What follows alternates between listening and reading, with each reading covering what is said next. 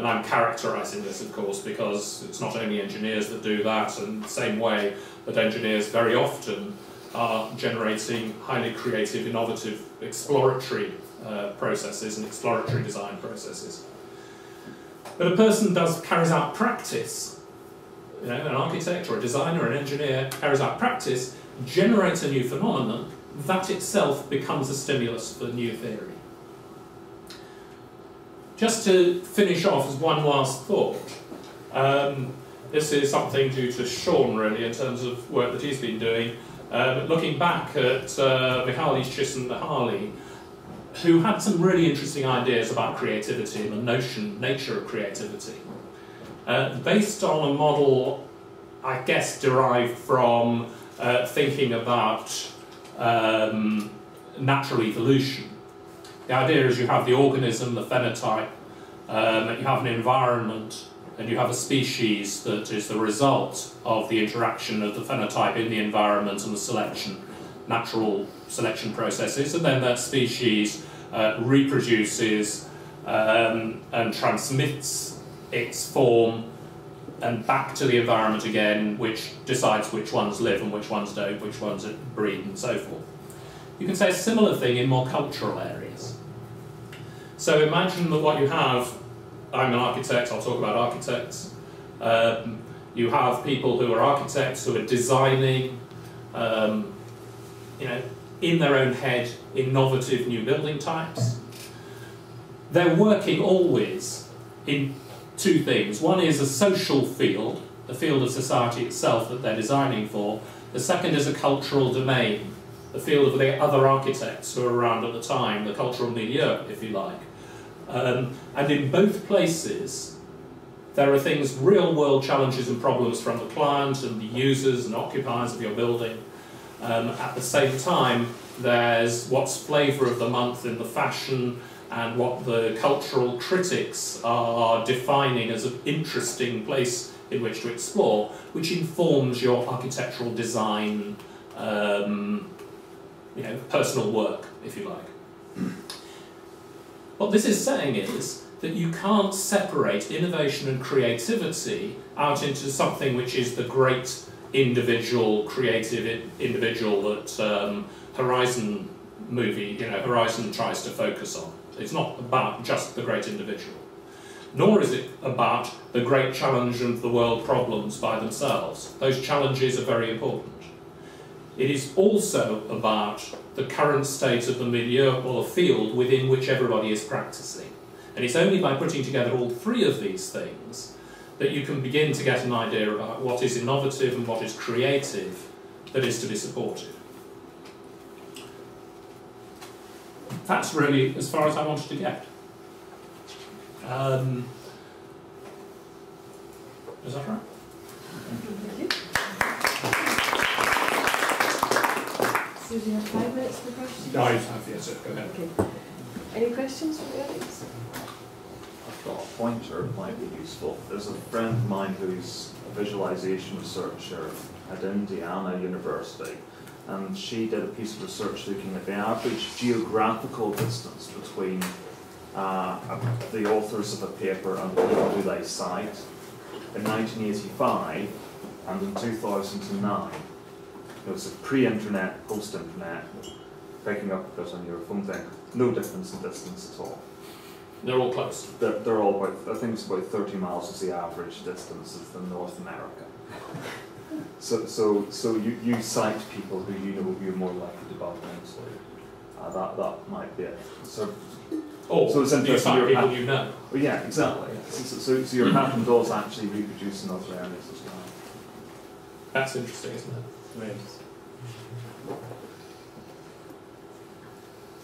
I'm quite interested in this,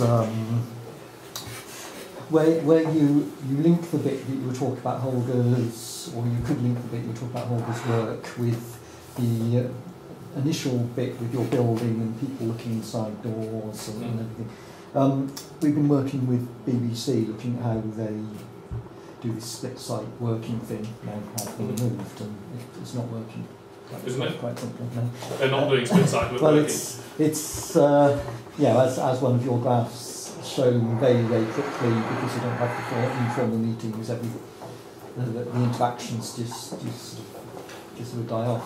So we've been surveying a lot of the work on how you recreate these things across a distance, and it seems that there's a big hole at the moment because of this combination between the way we use space and buildings and our non-verbal communication within them.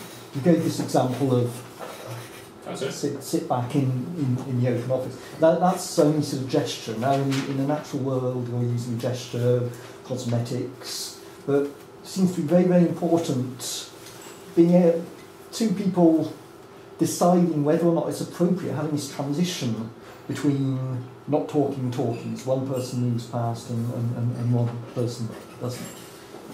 It seems to me that all the solutions to date, including the one you're showing for doing this across a distance, is very much an on-off awareness rather than a gradual transition where you could actually, without embarrassing either person embarrassing themselves by making commitments saying, look, I want to interact. That they're able to do it, manage it socially without one person making sort of jumping in and saying, hey, interact with me. I could have said a couple more things about that. I don't know if anybody, I mean, the Holger thing's been around for a while now, so people may be quite familiar with it. But it has curtains that you can put up so you can say, I'm not in, I'm not available. That's an important component. People need to be able to say that. But then when you observe how people actually locate the cells in space, sometimes people will just go off into the distance and they'll stay up there. So they're visible, but they're off in the distance. Sometimes they'll occupy central ground in the virtual environment, so they move towards the centre. And quite often, you'll see two forms of it. They'll go up to somebody else's cell and locate themselves like that, which means that they can get a view of these people, but there's space for somebody else. Or they do that, where they effectively are talking face to face, and therefore there's a pairwise conversation going on, and they're not to be interrupted. You can actually collide into them and barge in, and they'll open up, or they'll say, one or the other. So you can actually read things. There are behaviours that seem to emerge that you can see in terms of their choice of how they locate themselves in the virtual environment. I wouldn't want to over-egg this because actually we've not yet had enough people with enough richness, if you like, for a real social culture to emerge in that system. It's only half a dozen people notes on the system. But do you ever have what you would have in the real world where you catch someone's eye or catch the way that they just happen to have slightly changed their orientation towards you as you're moving? No, but what you do see is that somebody is present in the thing. Even with a remarkably small image on screen of video, you can actually see that somebody's there or not. And so your awareness of Holger being in the office or not is something that you can have and you can be aware of it. That's actually a precursor for being able to go and talk to him. So just knowing whether or not he's present is that is useful, actually. But it's nowhere near the richness that you have in a real environment, that's for sure.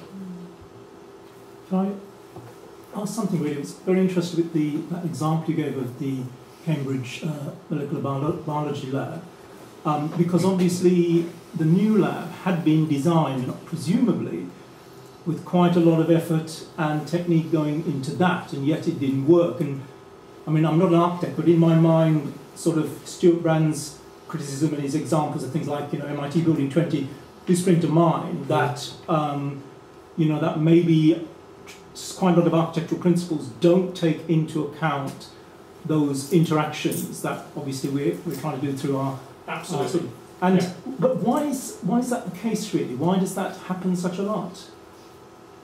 Because architects work with normative theories, they're quite infectious.